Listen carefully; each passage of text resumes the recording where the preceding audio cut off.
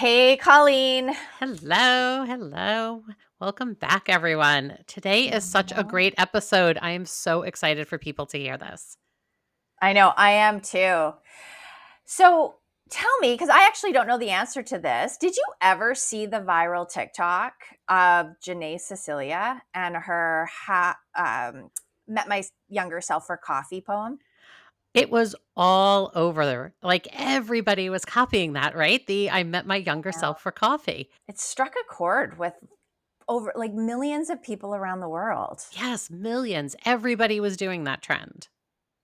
I know. I jumped on it. Did you jump on it? I did on TikTok. I know you did on Instagram, right? It was all I over did. pretty much every social media platform you could find. And I know. so Oh, I was just going to say, we had such a great conversation with her, just community and how she got into writing.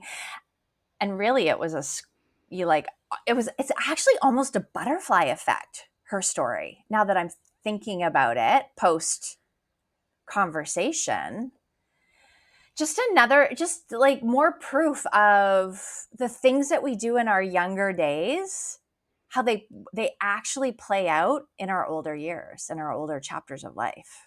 totally. This has probably been one of my favorite episodes that we've recorded. It's, Yeah. I think, so interesting to hear her story. So, if you're someone who's excited about, I think, social media, TikTok, and hearing how things go viral, you're excited about being at self publishing, this episode you don't want to miss.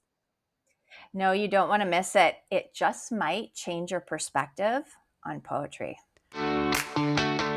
Hey, Christine, remember when you were a kid and you thought that your career was going to be this like perfect straight line trajectory?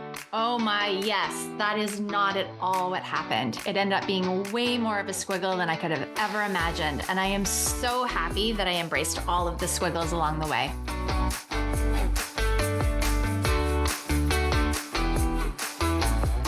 Hello, and welcome back to Embrace the Squiggle, the podcast for anyone whose career or life looks nothing like a straight line. And honestly, that's where all the good stuff happens. We are Kristine And Colleen. and this is episode 86 with Jennae Cecelia. Welcome. Oh my God, I'm so excited for this conversation. You're kind of famous. Thank you. Kind of. She's totally famous. Totally famous. Totally Thank you famous. so- You're kind of in the camp. No, you're not kind of. You're in the camp with Sarah Haynes. wow. Like when we look at our guest list. So you're up there. Thank you. I appreciate that. Thanks Oh for my having me goodness. on. Oh, you're so welcome. And we always love to share like how we know each other. And Jennae landed in my DMs. She DM'd me on Instagram. So for all of you listeners, cold reach outs really do work. Yes. There you go. There's your first golden nugget of this episode. So, Jennae, we're going to have so much fun with this conversation, and I have a feeling it's going to be super squiggly because you're unique in terms of what we're going to most likely be sharing today. But I would love for you just to start with sharing with us, what did you think you were going to be when you were all grown up? Oh, yeah. As a kid, I kind of had like a ton of different ideas. I never really knew. For a while, I always told my mom I was going to be a builder, which meant like building houses. And like that's what I thought of as a kid. Yeah. And it's funny because as I was getting older, I would always kind of like cling to these artistic avenues, but I would never stick to like one specific thing. So it's like, oh, I want to be a painter. But I think that was modeled after like my grandma was a painter. And oh, I want to be like some what was it? Professional figure skater. Like I always had these like it wasn't I don't want to call it like realistic, but like I never wanted to say like, oh, I want to be a lawyer or a doctor or something. It was just always something in the arts. Always growing up. But I think one thing that was always in the back of my mind was I loved writing and I would love to be an author someday. I just think as a younger version of me, I didn't realize that was something that was even attainable. I love it. And do you remember writing as a child? Like, how did you sort of channel that creativity as a child? I've always really been interested in writing. As a child, it was really just me writing little fictional stories. I remember the first one that my mom saved of mine that she was like, wow, this is really good. And how did she come up with this? I think I was in second or third grade. And one Thanksgiving, I had an aunt whose dog ran away during Thanksgiving dinner.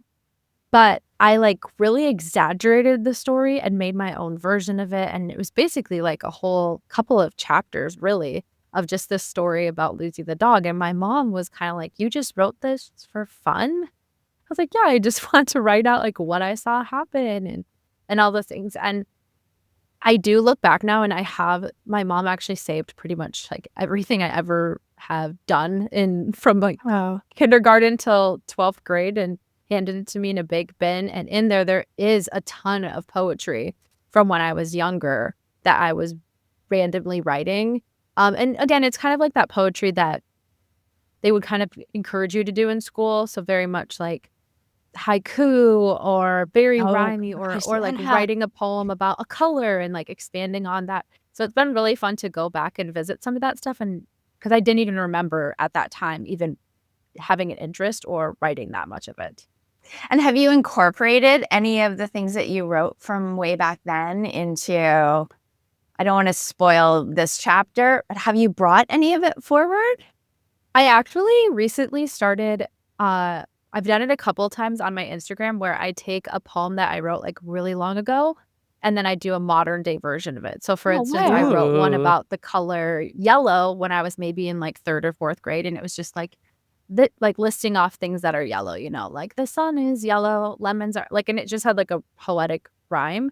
And then I redid it today as like how I would write about the color yellow. And for instance, I said stuff like, you know, I didn't realize how much I missed the color yellow or how nostalgic I am for the color yellow. And it kind of explained what that meant. So like when I'm baking in the kitchen, the egg yolks don't look quite as yellow as they did as when I was a kid. And like kind of tying in that time period of my life into a more modern day poem. So that's fun. I've only recently started doing that, but it's been really fun. Oh, I love that. Amazing. Okay, let's fast forward. You post-secondary education. What did you what did that squeal look like for you?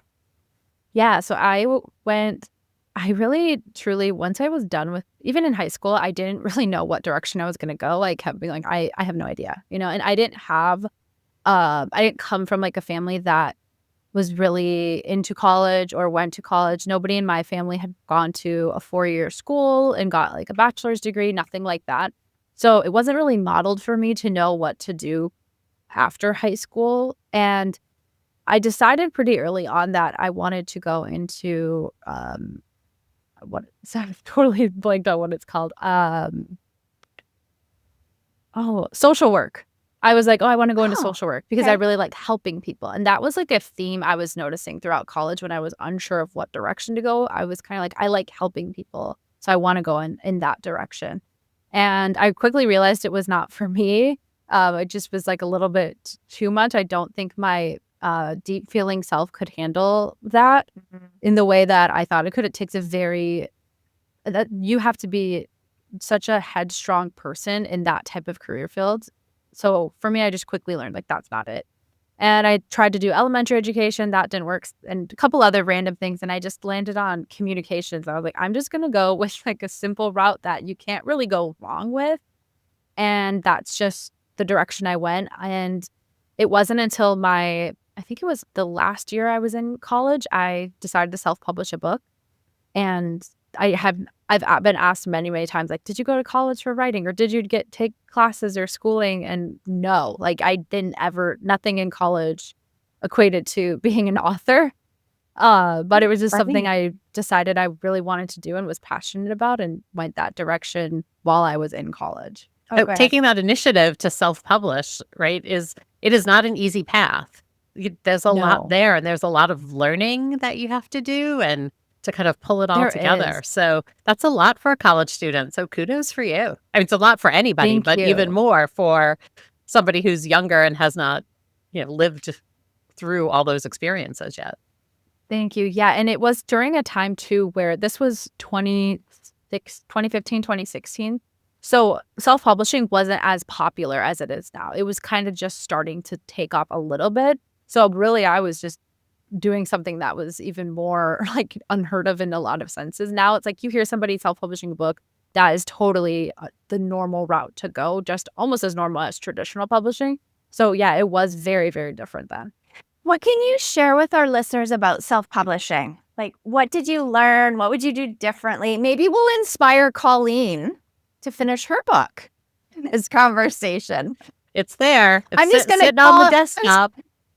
I'm just going to call you out right now. Well, I would hope, yeah, I hope it would inspire you. Oh my gosh, yeah, that's such a loaded question because there's so many avenues to self-publishing. But I will say that the one thing I did learn that I was told wouldn't happen time and time again was that you couldn't be successful at self-publishing, or that self-publishing your book means that you're not as legitimate of an author. Nobody will see you as credible. There's all of those, like, people were just saying that constantly. I mean, if you even Google it, there's a statistic that I think it's 98% of self-published books never sell more than 100 copies. And that is like, that's not true. Like, the people really do, getting to 100 copies is hard. And so there's a lot of that statistic. But I think what I learned is that if you put in the work and educate yourself on how to do it successfully and get like the right type of person to do your cover, the right type of person to look into your interior, you can have a book that looks just as credible as a traditionally published book. I love it. Okay. Got to move that off my desktop. I know. Come on, Colleen. We talked about this over dinner in 2023. Yes, it'll happen. I'm gonna hold your feet hurdle. to the fire. Apparently, that's my brand. I love that. Okay, so self-published your first book. Then what? Mhm. Then what happened in your squiggly Yeah. life? I know. I self-published it. I was 22 years old, and I really knew nothing about marketing or the book world in general. It was just really, I took a leap of faith, and it didn't sell well, of course, because I had nothing to support what I was creating. There was just no business structure. There was no marketing structure. It was just simply me putting it out there with hopes and dreams. And so that summer, so that was April of 2016, that summer, I kind of came up with a plan to think about my book as more like a business card and just get it in as many hands as I possibly could to just build up credibility and build up my name amongst people. And so the best way that I could make that happen was I wrote a pretty short poetry book. It was only, I think, 60 to 70 pages, called Uncaged Wallflower. I decided to list it at the lowest price that Amazon KDP, the self-publishing platform, would allow you to list it. So back then it was the lowest price you could do was $5.50. I said, great, put it up there. And I just was like, let's see what happens from here. I kind of also learned a little bit more about marketing along the way and how to market it better. And I self-published that in October, and it had started, it took off like super fast. It sold 300 copies within the first month, and then by the third month, it was selling 3,000 a month. Wow. And yeah, and I didn't even really have that much of a social media following, but what happened is I kind of put it in the right categories on Amazon, Okay. and there wasn't a lot of competition in those categories at that time.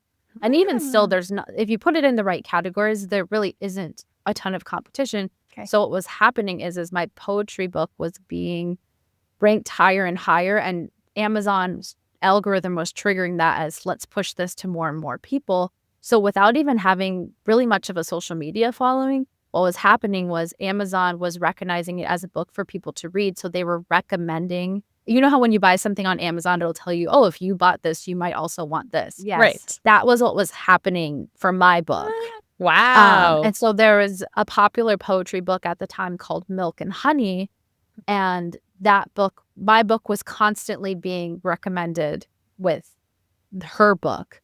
And her book was just taking off. I mean, it has sold millions and I millions. feel of like I've copies. actually heard of Milk and Honey. yes. Yeah, me it's too. a Yeah. very popular Rings a poetry. bell. Yeah, very popular poetry book. So that was kind of what really kickstarted my career from there, where I was like, whoa, what is like going on, because I had only sold with my first copy, I had only sold maybe 50 copies before releasing my second book. But then the crazy thing is when my second book took off so much, then that first book, people were going back and buying it, and it was selling just as much as the second book. So it was Fantastic. kind of like a domino effect. I love it. I love it. Okay, there was something, because I follow you on Instagram. Yeah. There was something that I saw you posted about somebody years ago that said to you, you'll never be an author, or you'll never, like, there was something in there, and I loved it because you were just like, well, look at me now. Mhm. I don't know. I think you're referring, was I talking about the friend in the cafe who told me like the book would just, she's like, I have to buy your book, or yeah.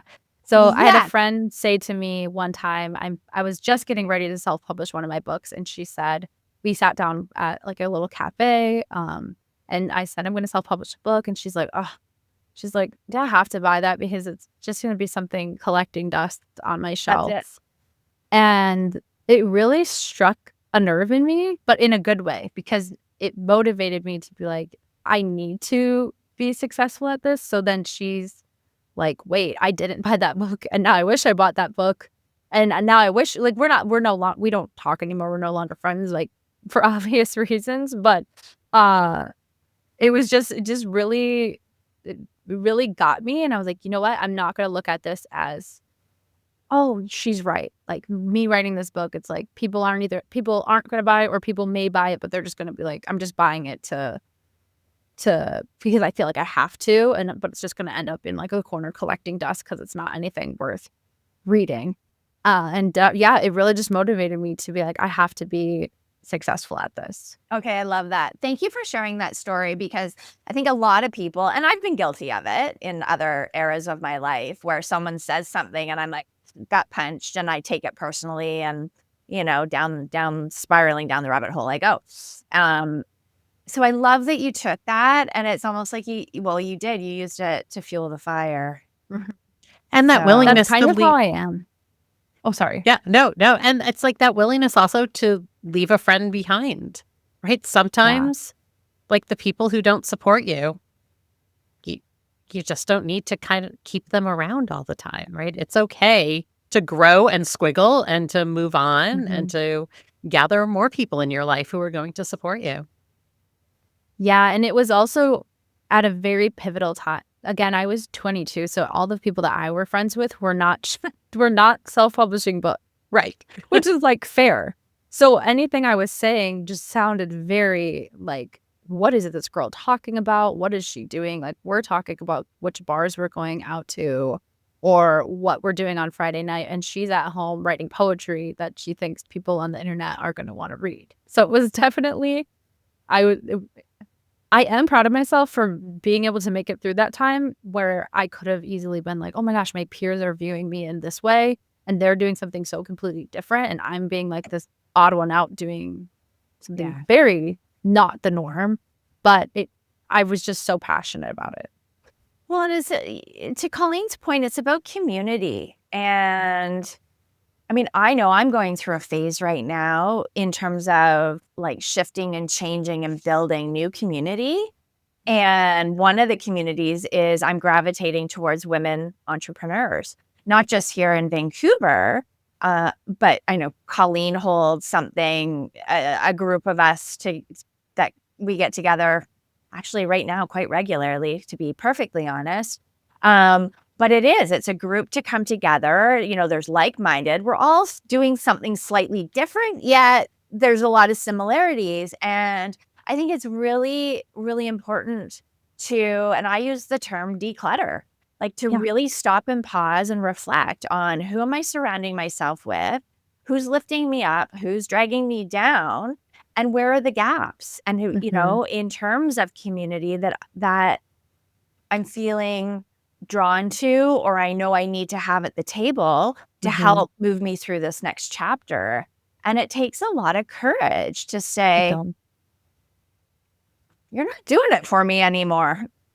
It does. My husband actually just picked up a book recently at Half Price Books, and I haven't read it yet, but in it, she specifically talks about relationships with people and how you can look at them as people are subtractors, adders, multipliers, or dividers. Yes. Ooh, And so there's the yes. people in your life who, that like they multiply, right? They don't just add to it, they multiply. But then there's the people that maybe they're taking away a little bit, but not a lot. But then there's people that are dividing it, right? Like people that are just like sucking so much out of you. Like that is such a good way to kind of group the relationships in your life to reflect on, are these people that are adding positivity into my life or adding a positive element, or is it more of a negative element? And like, what do I do going from there? Yeah, I love that. How many books have you published now? So I self-published 13, and then my one coming out, Deep in My Feels, is my 14th. Oh But my God. this is my first traditional published book. Oh my gosh, I love it. Okay, so can you share with us the story about I met my younger self for coffee? Yeah. So I Met My Younger Self for Coffee was a poem that I wrote last fall, actually. So I submitted the manuscript for Deep in My Fields in August. And how it works is you submit the manuscript and then it goes into different rounds of editing. And it's really not completely done until, if I submitted in August, probably I think it was maybe beginning of January was when it was like, okay, it's done. We can't make any more changes. It has to go to print soon. And so to put it in perspective, for those few months, there is a wiggle room to either add something in, subtract something, whatever it may be. And I was reading through the manuscript after I had first submitted it, and I felt like something was kind of missing in the last section of the book. Like there needs to be more of a poem that feels like, if I was to point to it and say, what is this book in one poem? Like I wanted to be like, it's this poem. And so I had been sitting at a coffee shop one day, and I was kind of my favorite coffee shop ever that I wrote so much of the book at and so many of my poems. And unfortunately, it recently closed. So it's even more sad. Oh. I know. It was devastating for me. But I was just sitting there and I was just thinking about what would it be like to have a conversation with my younger self, and not even maybe a conversation, but just like, what would it be like if she was sitting at the table right now? And so I pictured the 15-year-old version of me. So like taking my age in half and just being like, what would she be like and what would I be like, and just how different we are. And really that poem just flew out of me. Probably the whole poem I wrote in maybe 15 minutes, and then kind of just tweaked a couple of like the flow of the words to make it fit. And I did something kind of reckless, and I just immediately posted it to Instagram, which I don't know if I recommend, but I was like, I'm just going to post it on there and kind of see what people think. Because in my head, I was like, if there's a good reaction, I'm going to see about adding it into the book. And I posted it and there was a great reaction. So this was October, by the way, just to put it in timeline perspective. So it was a great reaction from my Instagram followers. I mean, it got shared a ton. I was like, awesome. I contacted my editor and said, I think we need to add this poem in. Like, I really think it makes the book. So time went on. A couple months later, January comes around. I decided to share it as a TikTok video, just literally the text of it over like a 6-second background video.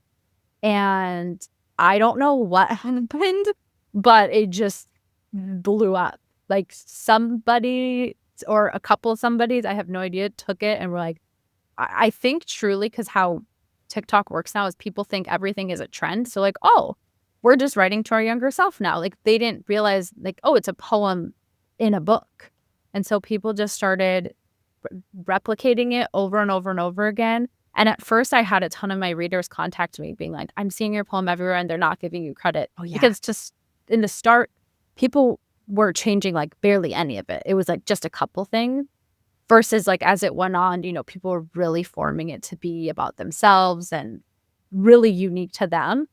So it was just very interesting. My readers were like really riding for me. They're like, this is her poem. I'm like, whoa, I don't even know what is going on. But yeah, it just really took off and celebrities started sharing it and all of these. I mean, I was getting calls from CNN, NBC, all of these places that wanted to interview me about the poem. And it was the funniest part of the whole thing. I remember one call with, I think it was NBC, the lady asked me, "Oh, can we expect more poems from you?" And I just had to kind of laugh because I was like, I've been sharing poems on here for 9 years in the same exact way. So I was like, yeah, you can expect more. It's a TikTok is powerful wild. It is. I Yeah. mean, TikTok I is just wild, right? Like I still haven't figured it out either, right? I'm always in awe of what goes viral or what doesn't, right? Times I Yeah. post things and I think, oh, this is definitely what everyone wants to hear, and it goes nowhere. And then you post Yeah. something, right? And you wake up the next morning and all of a sudden you have, hundreds of thousands of views. And it's all Mhm. over and it's still going strong on TikTok. I still see it all the time in my feed Oh, wow. of people talking about, right, that note to their younger self. And it's Yeah. funny because I had the conversation with both my kids who are 20 and 21 and saying, what would you tell your high school self? What would you tell your middle school self, right? It's a common I think it's a common thought that people have, but this just put the words to it that got everybody thinking about it. Mhm. Yeah, Yeah. I kept telling people I feel like what I was able to provide was a blueprint because with writing poetry, the hardest part is the structure, Mm. and then filling in the words is kind of the easier part. So sometimes I'll like know the structure of the poem, but not necessarily all the words that are going to go into it. So I think for people too, when they're trying to think about how to communicate to their younger self, especially in like a poetic form, it's easier if you can kind of see, okay, someone provided me the structure of what to go off of. And now how can I make it my own? And so Yeah. that's where I feel like the hard part of for songwriters or poets, all those things, it really is creating the blueprint and the structure of it overall. Yeah. I jumped on the trend. I did it. And it was so vulnerable. And I remember sitting on the couch and it was actually like I cried as I wrote Oh. my version of I Met Myself. And like all this emotion came up and I sat there and I was like, oh my God, this is so vulnerable. It's so authentic. And then it just took me through like this journey because I started having flashbacks of like moments that absolutely left like a wounding mark on me. And I was remembering these moments through high school and through my 20s and my 30s. And I was just like, so I hope, like, I'm sure other people, everyone had their own unique experience with it. But for me, it was actually like a huge release and almost like acceptance and look how far I've come and look at like who you are today. But it was really powerful and really emotional for me. And I remember Oh. like hitting post and I was like, whew.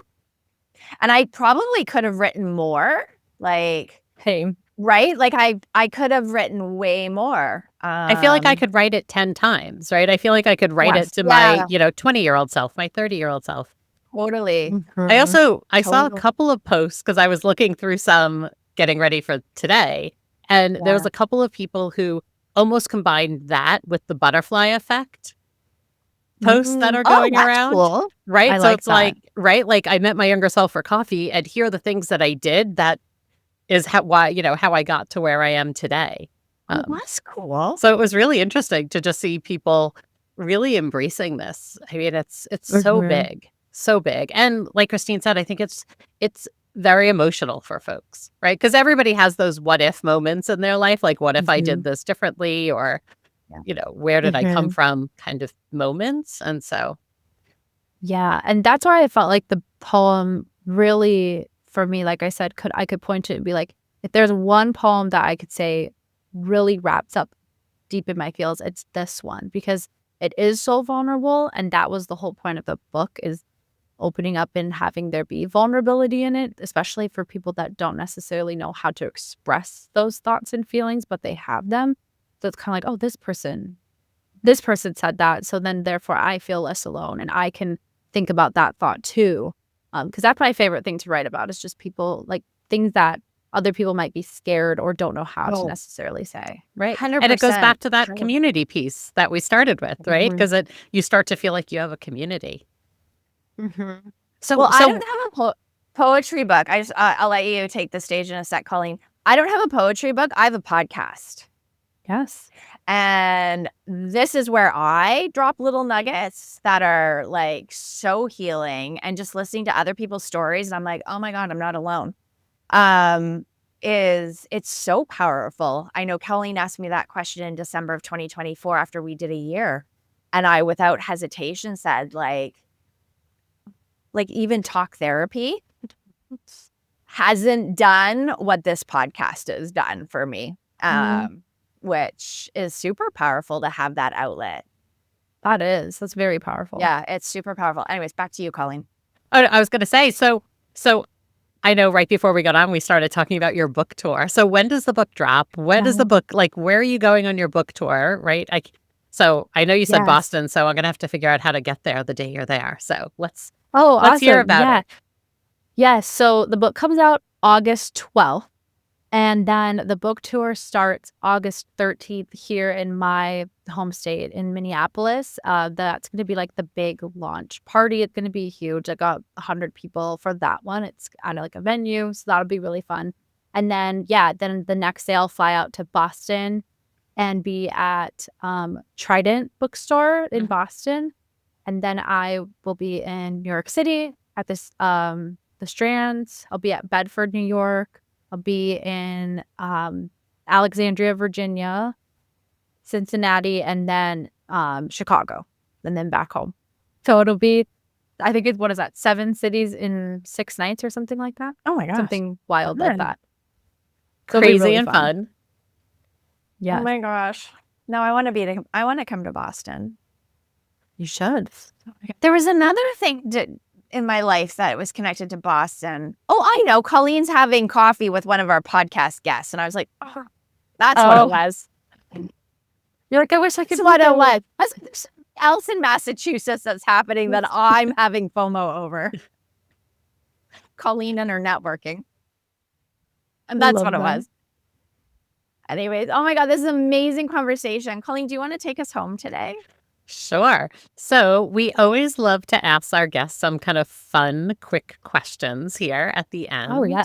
All right. So I always love to start with, what are you binging on Netflix these days? Ooh. Or any other I'm streaming trying to think. platform. Doesn't have to be Netflix. I know. I was like, I've really been, I'm really into the show, The Summer I Turned Pretty right now. Because specifically, I read so what's very interesting is, when I'm talking about like meeting with my younger self, and that the version I met with, that version read those books because the books came out when I was in high school, and it got turned into a show now that I'm a 31-year-old, and I'm like, wow, this is like my past self and my current self colliding because I was obsessed with those books. And so I've just been kind of watching that nonstop, to be honest. Love it. that one. Yeah, I haven't. It's good. I watched, it's a few seasons, right? Because a new season just came out, right? Yeah, and they're dropping a new episode every week, but it's definitely, it's funny because they were talking about how, Gen Z thinks it's very cringe and like just they don't like it, but they said, yes, it's that age, but they film it specifically for the millennials who read the books. And so it like really were like, you'd think like, oh, why do we care about like 20-year-old in love? But it's like, we read the book, so we're excited. Totally get it. Okay. So where is one of your favorite places on Earth? Ooh, that's a good question. I think one of my favorite places that I ever visited was, I went on a trip to Oregon like maybe 6 years ago, and loved Portland. That was great. But I went to, I'm forgetting the name of the city now. I think it's Arcadia. Oh, I've been there. Like on the coast. Yeah, like Haystack Rock, where they filmed The Goonies. Yeah. I was like, I could move to this town. Yeah. I think the town had a different name. I can't remember what it is now. Yeah, I can picture it too. We were there and weirdly, there was a volleyball tournament the day we were there. So there's hundreds of beach volleyball games going on. But very cool town. Wow. Yeah. It was gorgeous. And I have yet to travel outside of the US. And for me, going there and that beach setting, it felt like I was someplace else. Like it was just not, especially for me living in Minnesota, like we have lakes and like trees and cornfields and stuff, but we don't have like an ocean that also meets pine trees and mountain. Like it's just very different. And I loved that. All right. So when you Thank hit you. Boston, you definitely need to, you'll be right at the coast in Boston. So the city know, is I'm right so in the harbor. excited. Yeah. Definitely have to get I'm out so there. excited. Yeah, we're actually going to fly into Portland, Maine, Nice. And drive then down. drive into Boston. So I'm really excited for that. I think drive. I've been there. Have I been You to have. Portland, Maine? I think drove you so. there, Kristine. That's where we Yes, did the we training did. when you came. That's right. I think I've been there. All right. Are you an inbox zero or a crazy overloaded inbox person? I'm an overloaded inbox, but it's not because I'm not reading it. It's just because I don't delete stuff. So it's never at Yep. 0.